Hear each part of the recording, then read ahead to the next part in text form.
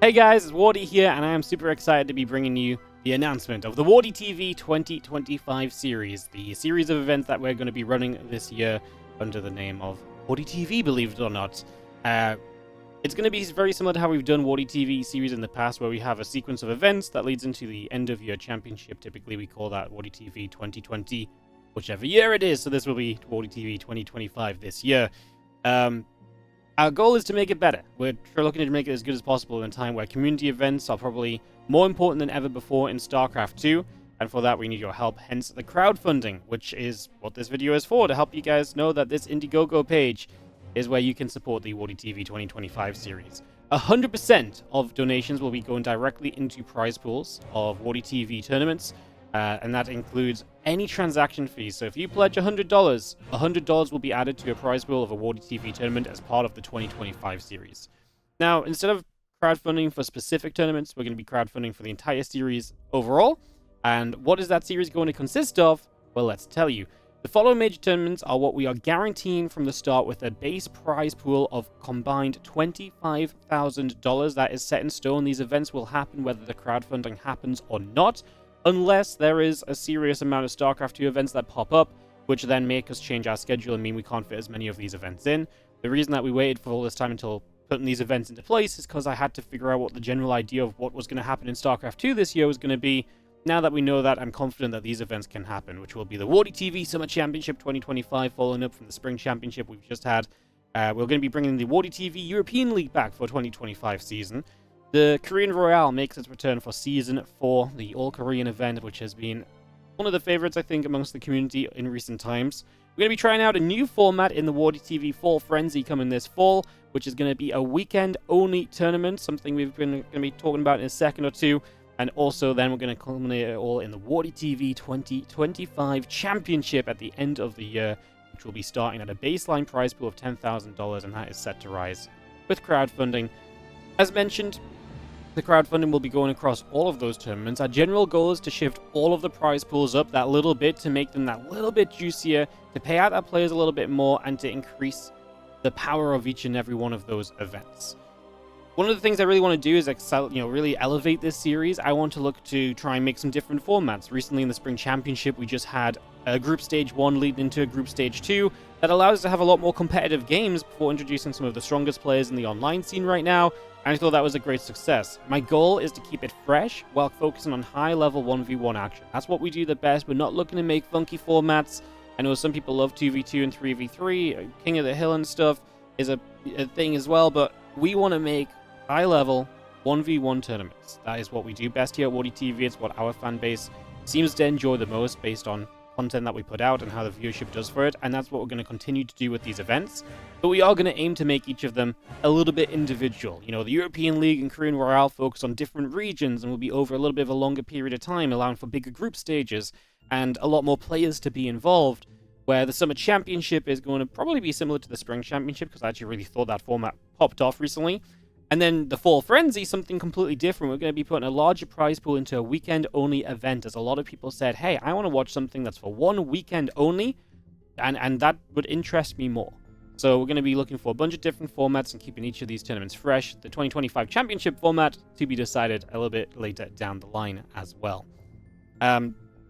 And speaking of weekend events, a lot of people, again, when I was doing some interrogating here and there on the Twitter and different places, talking to fans and figuring out what they really wanted out of community events that they felt was maybe missing in the StarCraft scene right now, it was a lot more focus on kind of that, weekend kind of tournament vibe. It's not super achievable for community tournaments, because community tournaments oftentimes need to have, a bit of a longer runtime. We need to make a return of investment on these events as well. But what I am going to guarantee with each of these tournaments is that we have a weekend-based playoffs. We're not going to have, finals taking place on, a Thursday or something that has happened in the past. I'm confident that there's enough space in the calendar this year that we can pretty much guarantee all of these events will land on weekends for wrapping up. So if you just want to, if you're a weekend StarCraft watcher, you can just probably tune in and be like, oh, it's the European League playoffs this weekend, and that can be your big thing to look forward to from Warditv this month. The goal is to reach as many people as possible, from the people that want to watch StarCraft day in and day out to the people that just want to tune in for the bigger events or the bigger matches. That is what we're aiming to achieve with the Warditv 2025 series. Some of the other things we want to do is introduce some smaller events. Again, there's going to be some Warditv events that are not mentioned there, such as the monthly events that we have to fill in some time here and there, and some other things. One of the things I'd love to do with some of the crowdfunding aid is to add some smaller events based around players who don't qualify for our bigger events. Use that as actually an individual qualifier for our next tournament. So, for example, anyone that didn't play in the Spring Championship can play this little cup, and the winner of that actually gets a spot in our Summer Championship. So it keeps our player pool fresh, it's a little bit of a storyline, it gives some other players something to play in, other than the top 15 to 20 players that we seem to have obviously taking part in a lot of the online events right now. I think it's good to have a bit of variety. Not every day has to be the tip-top guys. StarCraft 2 is very fun to watch at every level, especially as long as the games are competitive and the players are of similar skill. That's going to be our goal there as well. So that's one of our ideas to, again, try and elevate the overall Warditv 2025 series and push it as far and as heavily as we can into being a great tournament series. A little bit on the crowdfunding aspect of this, I already mentioned 100% of donations in crowdfunding will go directly into the prize pool. We will even be covering, again, all transaction fees from Warditv. So like I say, if, obviously these platforms have fees and so on, doesn't matter. If you pledge $100, $100 goes to a prize pool. It's as simple as that. Our number one priority is the players. We do not believe that without the players, I don't believe without the players, there's nothing to watch. The players are the heart and soul of StarCraft 2. I think it's most important that we support the players, and that is everything that we're going to be pushing for. Again, we're going to do everything we can to support them. That does mean I'm not looking to put on some fancy production. I'm not looking to elevate the tournaments in terms of, I'm not trying to be an ESL Pro Tour with all the fancy thises and that's and that, whatever. I just want to come online. I want to cast some great games of StarCraft 2. I want to give players stuff to play in and prize money that they can win to help them keep playing StarCraft 2. That is my goal for the Warditv 2025 series. The more we do that, the more successful I think this event series will have been. The reason for crowdfunding overall, obviously, like I say, $25,000 is guaranteed for these events anyways. That's just Warditv money that we've been able to accrue through our usual revenue streams and so on. So that is guaranteed. We're putting that in up front. Anything you guys add is to help us with a couple of things. One of those just being security and being able to be a bit more ambitious. So the idea is, if we have a lot of the time with Warditv events, we kind of make money as the events are happening. But that kind of limits us because I can't take the gamble of I think this event is going to rock. So let's put some more money into it ahead of time. Because if it flops, that's a bit disastrous on my side. So by having the ambition, or we have these ambitions and we're able to realize them if we have a bit more of the funding and security ahead of time, we can raise the prize pools a bit. We can maybe invite a couple of players who don't usually play in our events. We can get them involved. We can run some shorter formats. We can make it less convoluted because we just have that baseline support a little bit extra.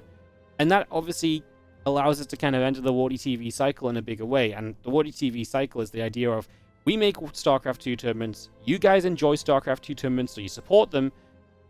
And we then put on more StarCraft 2 tournaments. And then you guys get to watch more. And you get to support more. And we get to put on more.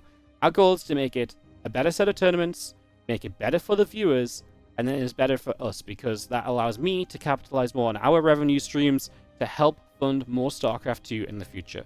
Been doing this for 10 years now. In fact, this year is 10 years of me being full-time in StarCraft 2. I was running events before then as well. I think I ran my first event in 2012 or 2013. I think 2012. Maybe even 2011, actually. I've been doing this for a long time. And again, my priority really is and always has been to just focus on making the tournaments accessible to players, making them fun, trying to make them as cool as possible. But there's always been that focus of, community element of it, and really hoping to keep that alive with the Warditv 2025 series. So, thank you so much for watching this little bit of an intro video. I hope you're looking forward to all of our events this year. Again, it's going to be 4 major Warditv events this year, leading into that 2025 championship as well. Super excited for it. Obviously, more details on each of those events to come in the near future. For now, if you can support, please get out there and support on the crowdfunding campaign. And if you can't afford to support monetarily, watch the ads on the stream, show up to the tournaments, be a viewer. Being a viewer is the most important thing. That view does so much for us. We can use that to create more StarCraft 2 in the future as well. And that is our main goal, of course, again, at the end of the day, is to keep on making StarCraft 2 content that you guys can enjoy, the players can enjoy, that we can all enjoy together. Thank you.